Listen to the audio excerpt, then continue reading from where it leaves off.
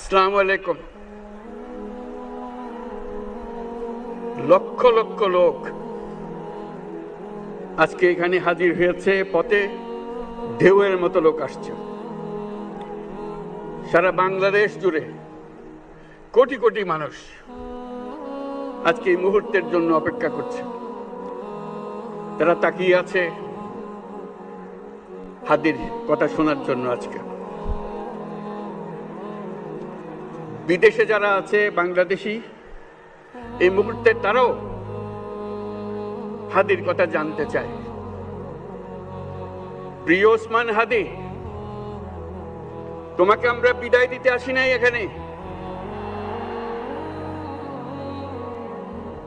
তুমি আমাদের বুকের ভেতরে আছো এবং চিরদিন বাংলাদেশ যতদিন আছে তুমি